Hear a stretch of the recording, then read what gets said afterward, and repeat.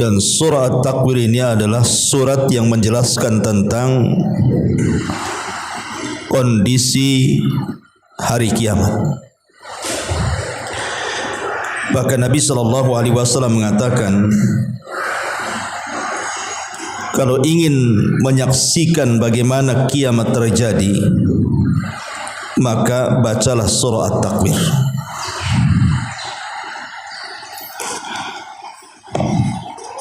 Di sini Allah Subhanahu wa taala menjelaskan di permulaan surat ini dua kondisi.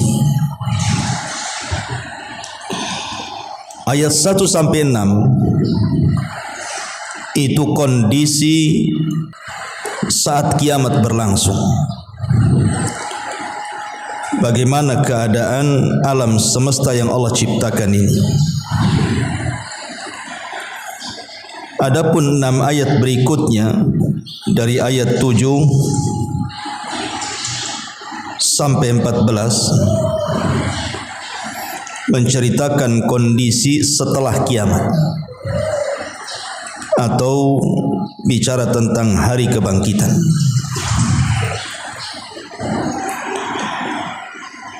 Artinya di sini bicara tentang dua tiupan sangkakala Israfil. Tiupan yang pertama, apa dampaknya? Itulah ayat 1 sampai 6. Kemudian setelah tiupan yang kedua, apa dampaknya? Itulah ayat 7 dan seterusnya. Ma'asyiral muslimat yang dimuliakan Allah Subhanahu wa taala.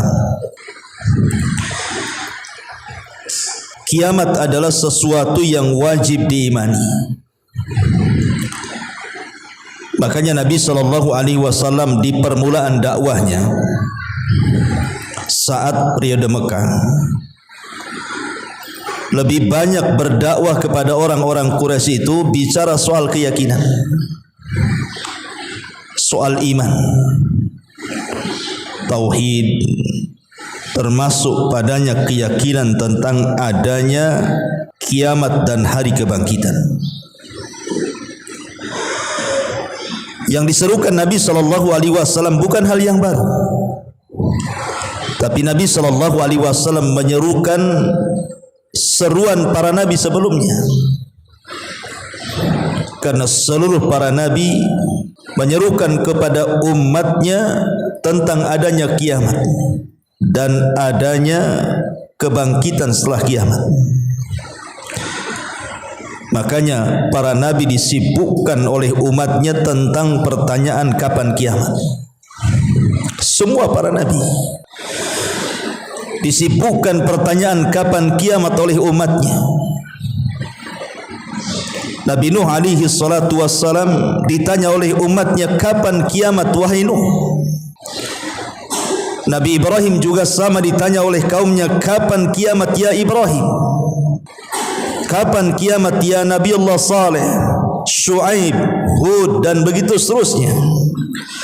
Termasuk Nabi kita Muhammad sallallahu alaihi wasallam juga disibukkan dengan pertanyaan itu. Kapan kiamat? Sampai-sampai ada Arab Badui datang kepada Nabi sallallahu alaihi wasallam dan mengatakan, "Ya Rasulullah, mata sa'ah?" Rasul, kira-kira kiamat itu kapan? Rasul tidak mau menjawab. Kemudian ditanya lagi, "Mata sa'ah ya Rasulullah?" Kira-kira kiamat itu kapan terjadi? Rasul pun tidak mau jawab sampai 3 kali.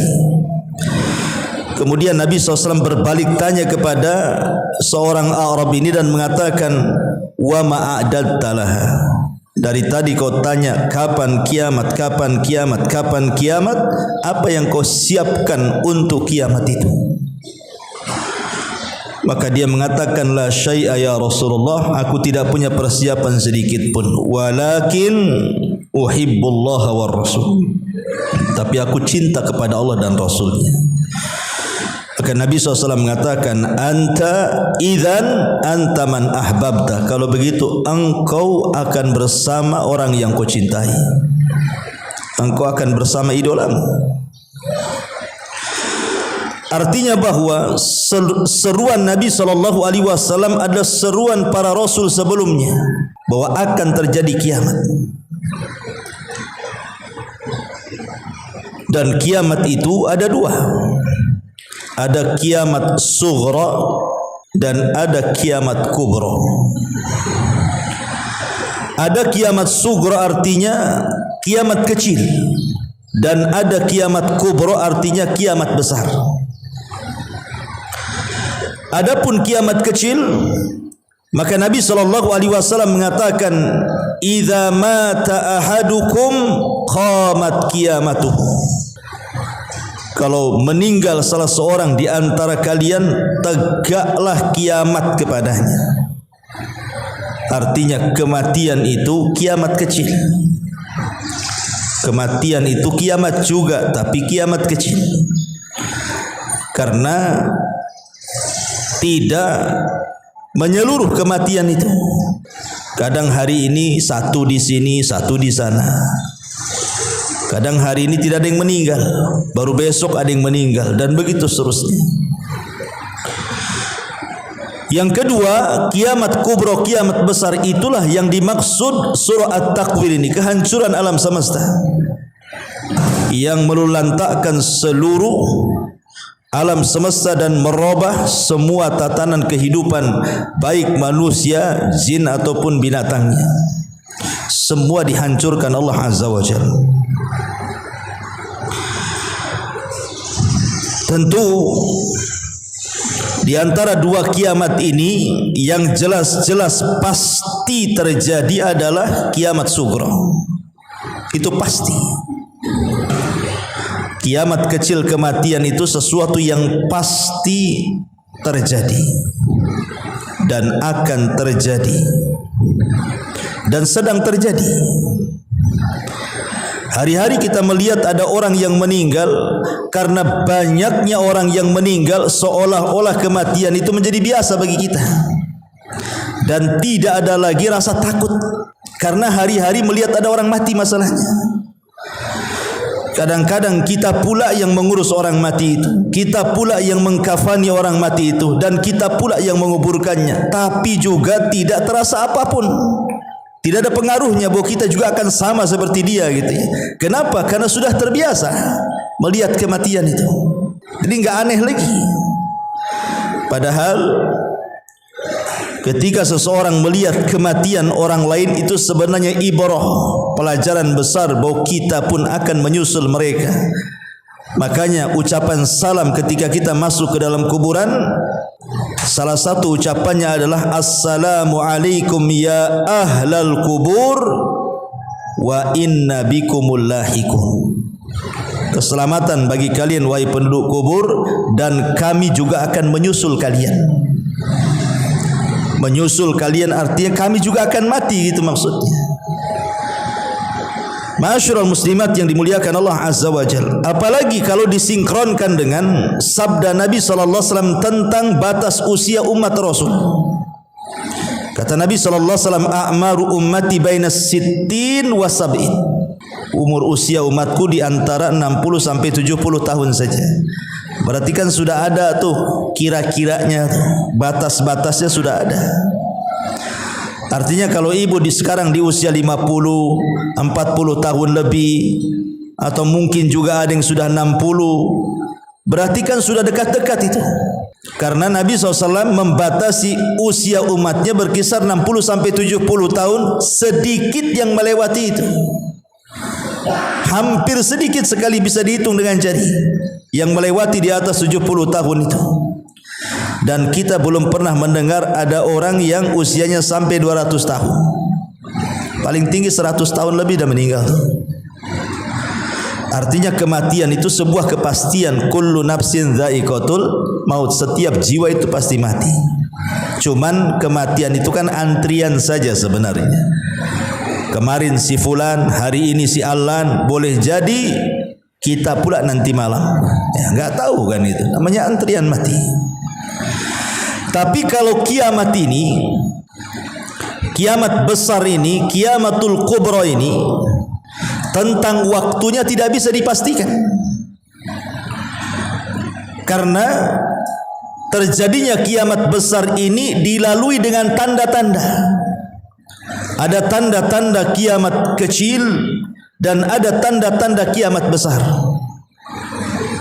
Sehingga untuk memprediksi kapan kiamat itu agak sulit. Walaupun seorang muslim wajib yakin kiamat itu akan terjadi, pasti terjadi, tetapi kapan terjadinya wallahu a'lam. Karena ada proses tadi, ada tanda-tanda kiamat kecil dan ada tanda-tanda kiamat besar, dan itu harus dilalui proses seperti itu baru terjadi kiamat besar. Makanya siapapun tidak akan sanggup meramal kapan terjadinya kiamat besar. Tidak akan sanggup. Termasuk juga tanda-tanda kiamat besar sendiri, kapan munculnya wallahu alam. Karena dari kejadian kiamat, kehancuran alam semesta ini dengan munculnya tanda-tanda kiamat besar itu sifatnya tasalsul. Tasalsul itu saling berhubungan, di mana ketika sekali muncul tanda-tanda kiamat besar, maka tidak akan dihentikan sampai kiamat dibangkitkan. Kalau tanda-tanda kiamat kecil kan kadang muncul, nanti tenggelam lagi, muncul lagi, tenggelam lagi. Lama enggak ada, kemudian ada lagi. Tapi kalau munculnya tanda-tanda kiamat besar tidak demikian. Dia akan tasalsul, satu dengan yang lainnya saling berhubungan. Hilang ini, datang itu. Nanti hilang yang itu, datang pula yang ini. Terus sampai kiamat dibangkitkan. Dari 10 tanda kiamat besar tidak mungkin dihentikan sampai kiamat dibangkitkan. Dan kalau sudah kiamat dibangkitkan, maka Israfil sudah meniupkan moncong sangkakalanya. Apa yang terjadi? Inilah surah At-Takwir menggambarkan kondisinya. Di sini Allah Subhanahu wa taala mengatakan idza syamsu kuwirat. Apabila matahari kuwirat. Apa makna kuwirat ini? Ada yang mengatakan kuwirat itu artinya dipadamkan cahayanya. Dipadamkan cahayanya. Itu makna kuwirat. Ada juga yang dimaksud kuwirat itu artinya digulung. Apabila matahari digulung atau apabila matahari dihilangkan dhau'uha, cahayanya. Matahari adalah sebesar-besarnya makhluk Allah yang bisa kita lihat tanpa harus menggunakan alat. Kita bisa melihat matahari kan dengan mata telanjang. Artinya itu tanda dari tanda-tanda kekuasaan Allah yang nampak, yang kita bisa lihat. Dan matahari adalah satu di antara makhluk Allah, sama dengan yang lainnya. Sama dengan pohon, sama dengan tumbuhan, sama dengan hewan, sama dengan kita. Matahari adalah makhluk ciptaan Allah Subhanahu wa taala. Artinya matahari adalah makhluk yang dikendalikan Allah. Dia tidak berjalan sendiri. Ada yang mengendalikannya, ada yang mengaturnya. Makanya matahari itu kita lihat, terkadang Allah Subhanahu wa taala membuat gerhana. Digerhanakan matahari itu. Ada yang total, ada sebagiannya. Siapa yang menggerhanakan matahari? Allah, bukan matahari itu sendiri. Kemudian matahari juga berputar. Kadang muncul, kadang tenggelam. Siapa yang memunculkan, siapa yang menenggelamkan? Allah. Karena matahari tidak bisa berjalan sendiri tanpa aturan-aturan Allah Subhanahu wa taala. Ketika Nabi SAW bertanya, tahukah kamu kemana matahari pergi saat tenggelam? Sahabat mengatakan Allah dan Rasulnya yang tahu. Maka Rasul mengatakan sesungguhnya matahari sedang menghadap Allah. Dia sujud di bawah arsy-Nya. Hampir-hampir dia tidak terbit lagi dari arah timur dan justru terbit dari arah barat.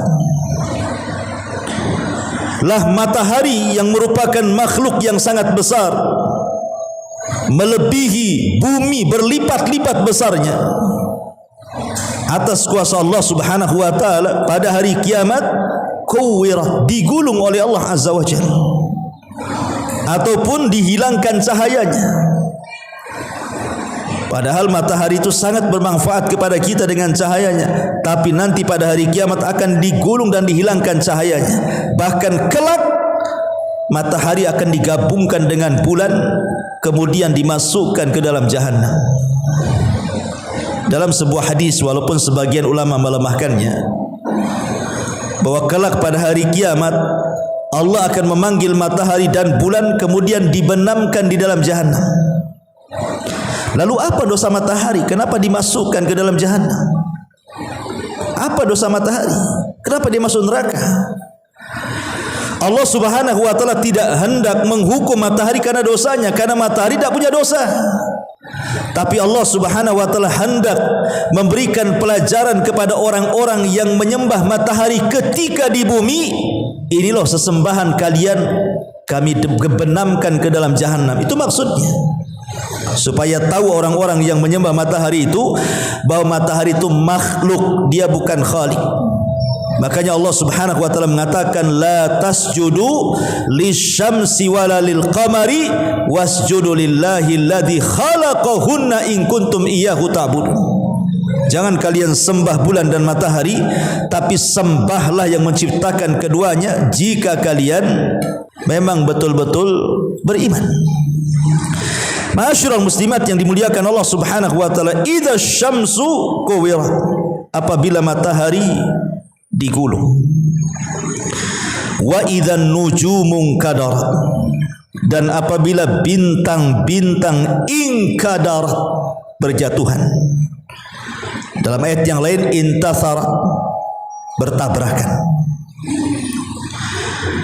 Kita lihat hari ini, Bu, kalau ibu melihat ke langit saat cerahnya langit, rasanya langit tanpa bintang itu tidak indah. Kalau seandainya langit tanpa bintang, maka langit itu hampa dan tidak ada keindahan sama sekali.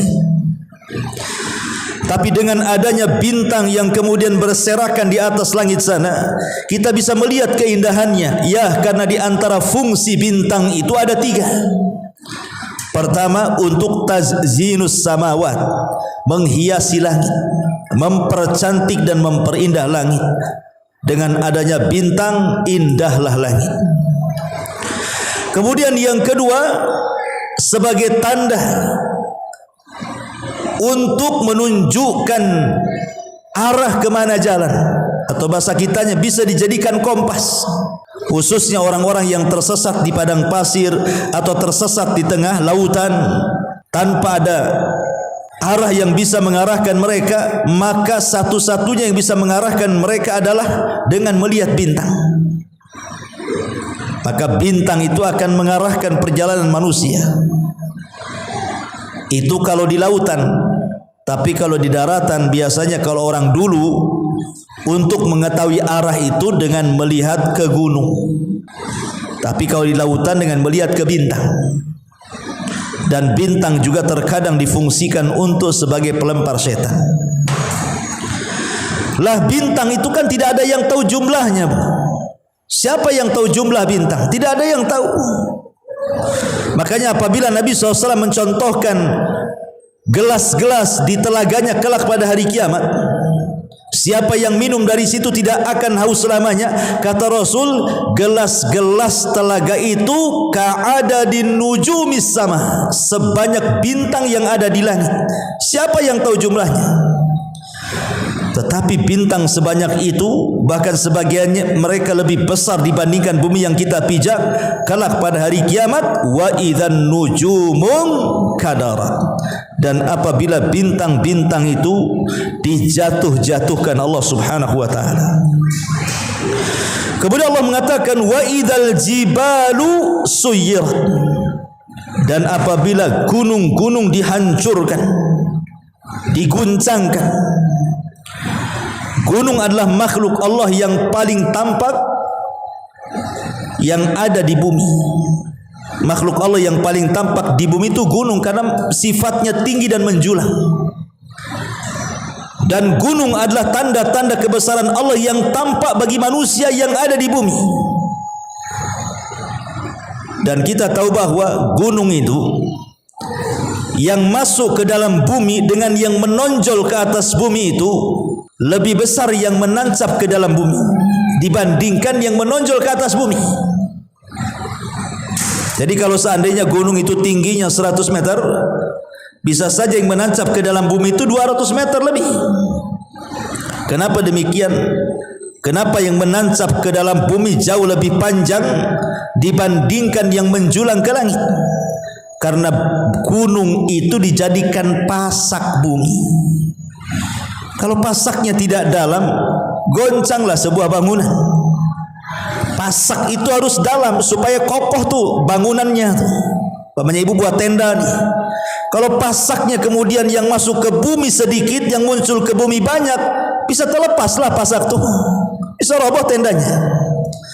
Makanya pasak itu harus lebih dalam, yang masuk ke dalam bumi lebih panjang dibandingkan yang keluar bumi. Dan itu kuasa Allah. Allah bisa menancapkan gunung di bumi sebagai pasak sehingga bumi tidak bergoncang dan tidak ada gempa dan lini. Lah gunung sekokoh itu pada hari kiamat akan dicabut pasaknya, kemudian digeser, kemudian diangkat ke langit. Kemudian Allah katakan kal'ihnil manfush, seperti kapas yang berhamburan diterpa angin. Wa idzal jibalu suyirat, dan apabila gunung-gunung dihancurkan. Wa idzal isyaru uttilat, dan apabila unta-unta bunting ditinggalkan, artinya tidak diurus sama sekali. Al-isyar atau usyara itu adalah min anfasi malil arabi, adalah seberharga-berharganya harta bagi orang-orang Arab di zaman itu. Di zaman Nabi SAW, harta yang paling berharga adalah unta bunting yang siap melahirkan. Itu unta yang sangat berharga sekali. Ya mungkin kalau sekarang kan bukan unta lah kan, namanya kekayaan itu kan sesuai dengan orang tinggal di mana dan negara apa. Kalau zaman sekarang kan, kalau tinggal di kota mungkin kekayaan diukur dengan banyaknya rumah, banyaknya apartemen, banyaknya perusahaan kan itu. Kalau desa tentu bukan itu, tetapi ukurannya dengan luasnya lahan berapa hektar, kemudian ternak sapi berapa ekor gitu ya, dan begitu seterusnya. Lah di zaman itu, di zaman Nabi SAW, jadi harta yang paling berharga itu adalah al-isyar atau usyara, unta yang lagi bunting masuk ke bulan ke-10 siap melahirkan. Makanya Nabi Yusa ibn Nun alaihi salam ketika membawa pasukan hendak membuka Baitul Maqdis, hendak menyerang Baitul Maqdis dan menguasai Baitul Maqdis, maka Nabi Yusa ibn Nun ini mengumpulkan pasukannya. Salah satu syarat pasukan yang terlibat dalam perang itu adalah 3 syarat. Kalau dia punya 3 syarat, maka boleh ikut perang bersamanya. Kalau tidak punya 3 syarat, jangan harap ikut perang. Pertama, yang ikut pasukan bukan orang yang baru melaksanakan akad nikah, yang hendak menggauli istrinya, maka tidak boleh ikut dalam perang. Yang kedua, orang yang membangun rumah dan belum siap atapnya. Dan yang ketiga, orang yang punya unta bunting dan siap melahirkan. Nanti kepikiran masalahnya, tidak khusyuk jihad. Salah satunya orang yang punya unta bunting dan siap melahirkan tidak boleh jihad, karena nanti kepikiran hartanya. Ya. Jadi kalimat wa idzal isyaru uttilat, dan apabila unta-unta bunting kinayah daripada barang yang sangat berharga itu, uttilat ditinggalkan, tidak diurus lagi, tidak berharga lagi. menunjukkan kondisi hari kiamat itu luar biasa. Berarti di sana ada perkara yang maha dahsyat yang melupakan pandangan manusia ke dalam dunia. Makanya sebagian ulama ketika mentafsirkan ayat idza zulzilatil ardu zilzalaha wa akhrajatil ardu athqalaha, dan kami keluarkan beban-beban berat bumi dari dalam bumi ke permukaan bumi, wa ukhrijatil ardu athqalaha. Sebagian ahli tafsir mengatakan maksudnya Allah keluarkan berbagai macam perhiasan yang ada di perut bumi, ditampakkan ke permukaannya, dari emasnya, dari peraknya, dari zamrudnya, dan segala macam perhiasan, tapi tidak ada yang mengambilnya. Manusia hanya memandangnya tapi tidak mau mengambilnya, seolah-olah sudah tidak berharga lagi, karena mereka ketakutan ada perkara yang jauh lebih penting dibandingkan ngurus emas, perak, zamrud dan yang semacamnya. Di hadapan mereka ada kiamat. Ya. Ma'asyiral muslimat yang dimuliakan Allah Azza wa Jalla, wa idzal isyaru uttilat. Maka pada hari kiamat orang-orang yang punya bangunan megah, apartemen mewah gitu ya, kendaraan yang super hebat, super megah, super mewah itu nggak akan guna tuh. Pasti akan ditinggalkan. Jangankan lagi cerita kiamat besar kan Bu, ada gempa saja semua orang keluar dari mall, nggak ada orang yang tinggal di mall. Semua orang keluar dari apartemen karena takut apartemennya roboh kan. Semua orang keluar dari rumah-rumah megah karena takut juga terkena atapnya. Jadi ditinggalkan tuh rumahnya, apartemennya, mallnya, ditinggalkan semuanya. Karena ada yang lebih menakutkan dibandingkan harus tinggal di rumah yang mewah itu. Kalau harus kemudian tertimpa atap kemudian mati, ya bagus, keluarlah dari rumah itu.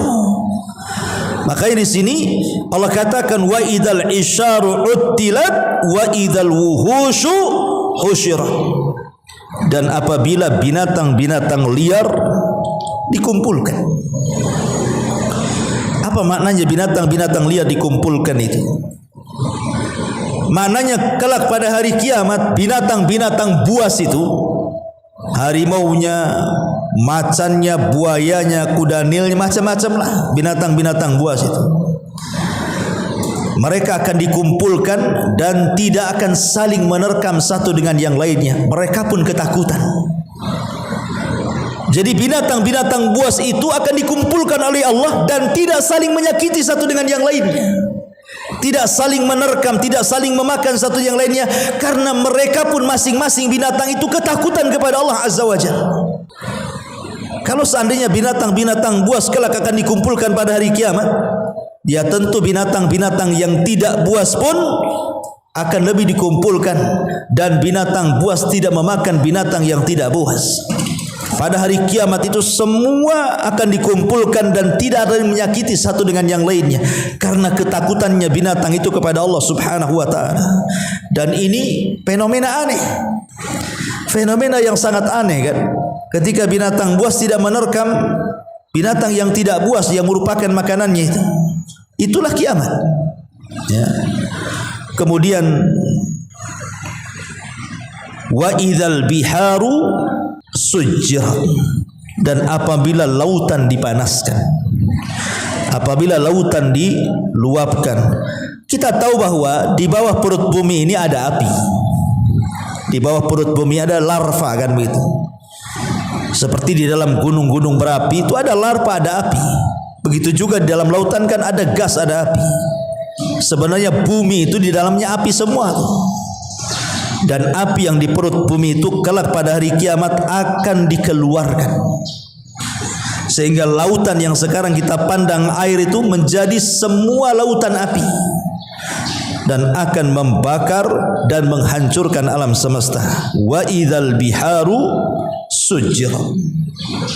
Sampai di sini dari ayat 1 sampai 6 ini berbicara soal kondisi kiamat ya. Baru ayat setelahnya dari ayat 7-nya sampai ke ayat 14 ini cerita setelah kiamat, cerita setelah hari kebangkitan, di mana Allah mengatakan wa idzan nufus zuwijat, dan apabila ruh-ruh dipertemukan dengan jasad. Saat tiupan sangkakala yang kedua, setelah tiupan sangkakala yang pertama yang menghancurkan alam semesta dan jaraknya di angka 40, tanpa kita tidak tahu maksudnya 40 hari kah, 40 bulan kah, 40 tahun kah, wallahu a'lam. Abu Hurairah sendiri tidak menyebutkan apakah 40 hari, apakah 40 bulan, apakah 40 tahun antara jarak tiupan pertama ke kedua itu. Yang jelas 40. Bisa 40 hari, bisa 40 bulan, bisa 40 tahun jarak tiupan pertama ke kedua. Dan di antara dua tiupan itulah Allah menghancur-hancurkan alam semesta. Allah buat langit itu digulung, bintang dijatuhkan, bumi digempakan, lautan diluapkan, dan begitu seterusnya, sampai akhirnya bumi yang kita pijak Allah ganti dengan bumi yang baru, yang berwarna putih, tanpa ada gunung, tanpa ada lembah, tanpa ada bukit. Artinya tidak ada yang rendah, tidak ada yang meninggi, semua rata. Disitulah Allah Subhanahu wa ta'ala perintahkan Israfil meniup trompetnya kedua kalinya. Apa yang terjadi? Wa idzan nufusu zuwizat. Apabila ruh-ruh itu dipertemukan, ruh dengan jasad ini pada awalnya berpisah. Ketika seseorang berada di dalam janin, belum mencapai usia 4 bulan, 40 yang ketiga, 40 segumpal mani, 40 segumpal bara, 40 segumpal daging. Kenapa 4 bulan kan itu? Jadi kalau janin itu di bawah 4 bulan, maka belum ada ruh tuh. Baru setelah 4 bulan ke atas, maka ruh itu baru disatukan dengan jasad. Jadi asal manusia itu tidak ada, mati, kemudian dihidupkan dengan disatukan ruh ke dalam jasadnya, kemudian lahirlah ke bumi. Kemudian saat ajal, Allah pisahkan lagi ruh dengan jasad itu. Hatta idza balagatit taraq wa qila man raq, sehingga apabila ruh sudah di tenggorokan, tidak ada yang sanggup untuk meruqyah mengembalikan ruh ke dalam jasadnya. Pasti dia mati, karena ruh akan berpisah lagi dari jasadnya. Kemudian masuk ke alam kubur, Allah masukkan lagi ruh dengan jasadnya. Karena azab kubur itu inda ahli sunnati wal jamaah birruhi wal jasad. Azab kubur itu menurut ahli sunnah wal jamaah harus dengan ruh dan jasad. Jadi dijadikan satu lagi ruh dengan jasad itu. Kemudian terjadi kiamat. Kemudian badan-badan yang di kuburan hancur sehancur-hancurnya, tidak tersisa kecuali tulang ekor yang terkadang tidak bisa tampak oleh mata kecuali oleh arah.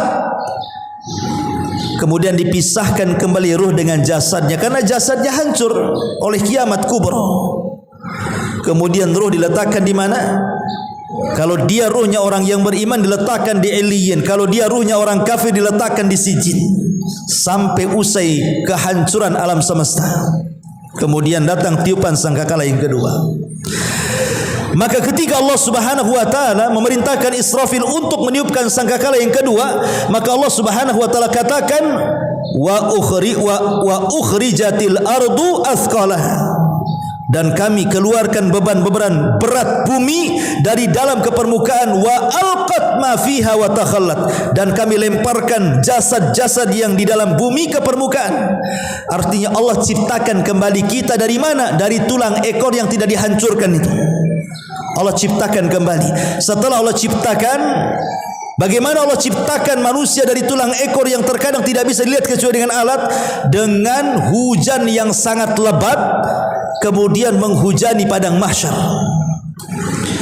Nah, setiap tulang ekor apabila tersentuh dengan air hujan ini, maka akan tumbuh menjadi manusia lagi. Kemudian manusia ini mereka bergelimpangan tanpa ruh di padang mahsyar. Lah, setelah seluruh manusia yang pernah hidup di permukaan bumi diciptakan kembali jasad-jasad mereka utuh tanpa ada cacat sedikit pun, maka Allah Subhanahu wa taala firmankan wa idza an-nufusu zuwizat, dan apabila ruh-ruh dipertemukan, maka setelah jasad kembali diciptakan, Allah lepas lagi ruh yang ada di Iliyin, Allah lepas lagi ruh yang ada di Sijin, ruhnya orang-orang kafir, kemudian melesat ke jasad-jasad mereka, kemudian mereka pun hidup kembali di padang mahsyar. Disinilah terjadi perkataan orang yang beriman dan perkataan orang-orang kafir munafik. Ketika mereka dibangunkan, karena ruh sudah masuk ke dalam jasad, kan otomatis mereka bangun, terperanjat, kaget gitu ya. Maka orang-orang kafir mengatakan, ya wailana man ba'athana mim marqadina. Duhai celaka, siapa yang membangkitkan aku dari tidur panjangku ini? Siapa yang membangkitkan aku dari tidur panjangku ini? Maka orang-orang yang beriman menjawab, hadza ma wa'adar rahman wa sadaqal mursalun. Inilah janji Allah yang benar dari janji-janji Ar-Rahman, dan benarlah ucapan para rasul. Wa idzan nufusu zuwizat. Ada juga kalimat zuwizat itu artinya dikumpulkan sesama jenisnya. Jadi orang-orang yang beriman dikumpulkan bersama orang-orang yang beriman. Yang menyembah Allah Subhanahu wa taala dikumpulkan dengan sesama orang-orang ahli tauhid. Tapi ada juga para penyembah berhala, maka akan dikumpulkan dengan berhala-berhalanya. Orang yang menyembah batu akan dikumpulkan dengan batu yang disembahnya. Orang yang menyembah pohon akan dikumpulkan dengan pohon yang disembahnya. Kemudian orang yang menyembah sapi akan dikumpulkan dengan sapi yang disembahnya. Begitu juga ahli tauhid akan dikumpulkan dengan Allah yang disembahnya. Itu maknanya zuwizat itu. Ada juga mentafsirkan seperti itu.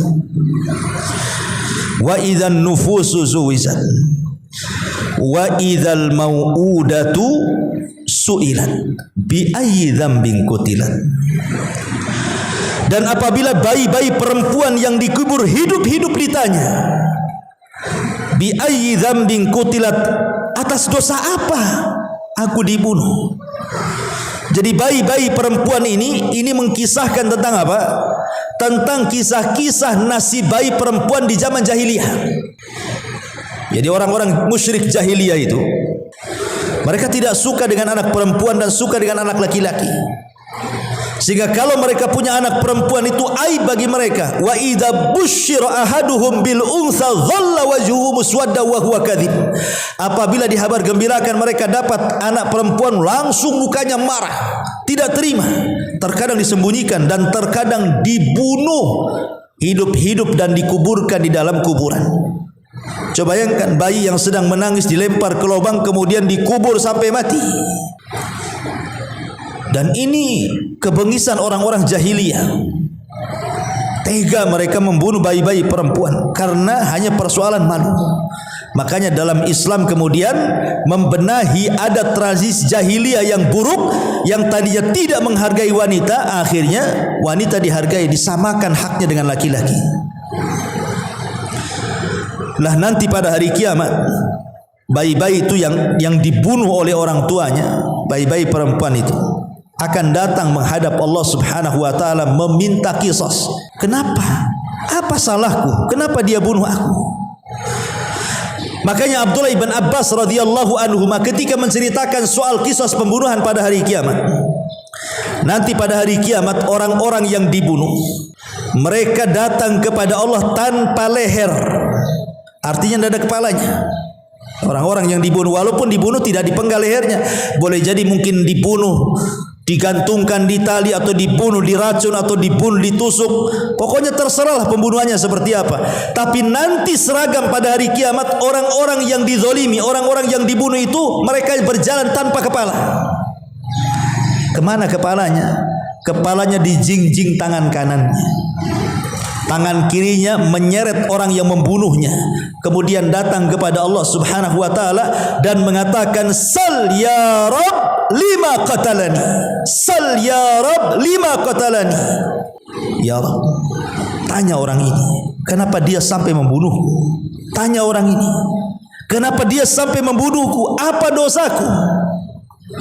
Karena nanti pada hari mendekati kiamat atau di akhir zaman, Kata Nabi SAW, al-qatil la yadri fima qatal wal maqtulu la yadri fima qutil. Orang yang membunuh tidak tahu alasannya kenapa dia membunuh. Orang yang dibunuh lebih tidak paham lagi kenapa bisa dibunuh. Karena bunuh-membunuh dalam Islam itu ada aturannya. Tapi di zaman sekarang sudah tidak ada aturan. Urusan parkir bunuh-bunuhan, urusan harta warisan bunuh-bunuhan, urusan tersinggung dengan tetangga bunuh-bunuhan. Sekarang ini persoalan kecil jadi bunuh-bunuhan. Pinjam uang anak kepada orang, minta uang anak pada orang tua, nggak dikasih, orang tuanya dibantai. Dan begitu seterusnya. Ya.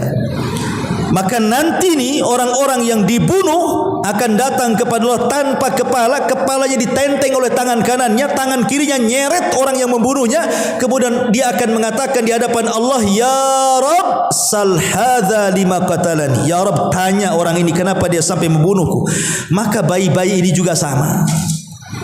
Dia datang kepada Allah tanpa kepala, membawa kepalanya, kemudian menyeret ibu bapaknya dan mengatakan kepada Allah Subhanahu wa taala, sal ya Rabb lima qatalani.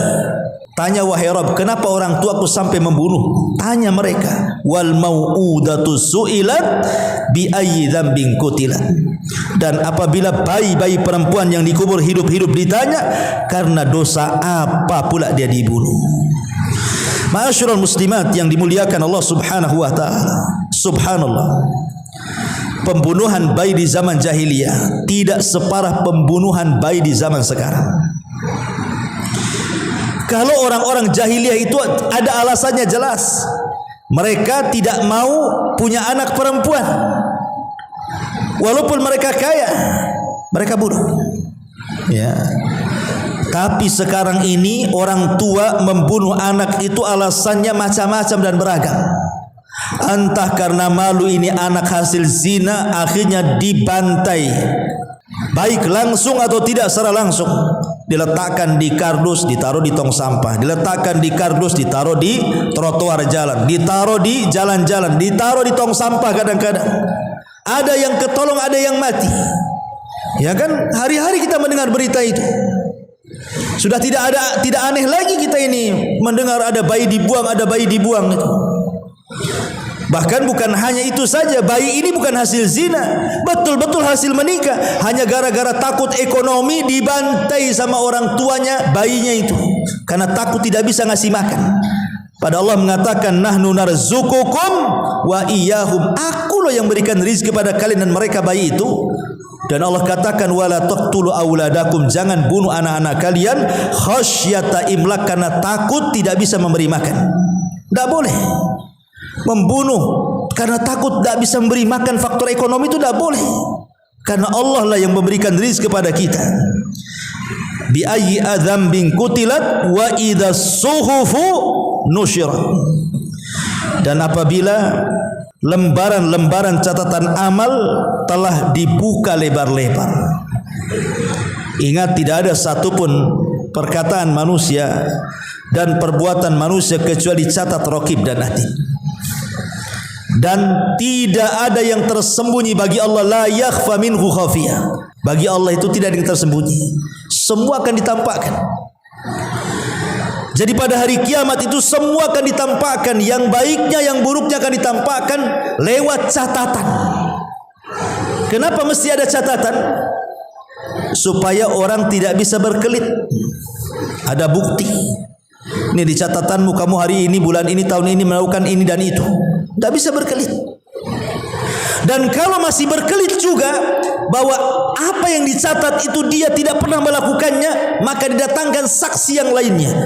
Allah jadi saksinya, malaikat jadi saksinya, termasuk bumi yang dipijak jadi saksinya, termasuk tangan pula bicara, kaki pula jadi saksinya, termasuk kulit juga ikut bicara menjadi saksinya. Sampai badan mengatakan kepada kulit, lima syahidtum alaina. Hei kulit, kenapa kau mau berjadi saksi badanmu? Harusnya kau belalah badanmu. Kata kulit, antaqana Allah. Aku tidak bisa apapun, Allah yang buat aku bicara, kata. Ya kan? Wa idzas suhufu nusyirat wa idzas samaa'u kushitat. Dan apabila langit dilenyapkan. Dalam ayat yang lain, langit itu dilipat dan digulung seperti menggulung kertas. Ya. Dan yang terakhir wa idzal jahimu su'irat, dan apabila neraka jahim dinyalakan. Api yang di hadapan kita di dunia ini hanya bagian daripada 70 bagian api jahanam. Api yang ibu nyalakan di kompor-kompor ibu itu hanya satu bagian saja dari 70 bagian api jahanam. Kalau satu bagian saja dari 70 bagian itu sudah bisa membakar satu pasar, bisa membakar satu hutan, bisa membakar satu dunia. Kalau seandainya Allah Subhanahu wa taala mengazab dengan api dunia, itu sudah cukup sebenarnya. Itu baru satu bagian, sudah sepanas itu bisa membakar, memanggang dan menghabiskan kulit dan daging kita. Bagaimana kalau seandainya 70 bagian itu dikumpulkan, panasnya seperti apa? Nah, itulah di sini Allah mengatakan wa idzal jahimu su'irat wa idzal jannatu uzlifat, dan apabila surga didekatkan, alimat nafsun ma ahdarat, setiap jiwa akan mengetahui apa yang telah dikerjakannya. Ma'asyiral muslimat yang dimuliakan Allah Subhanahu wa taala, inilah gambaran dari surah At-Takwir. 6 ayat sebelumnya bicara tentang kondisi bagaimana kiamat dibangkitkan, dan 6 ayat setelahnya bicara tentang kebangkitan setelah kematian ataupun yaumul ba'tsi wan nusyur. Wallahu a'lam. Subhanallah walhamdulillah wa la ilaha illallah wallahu akbar. Subhanallah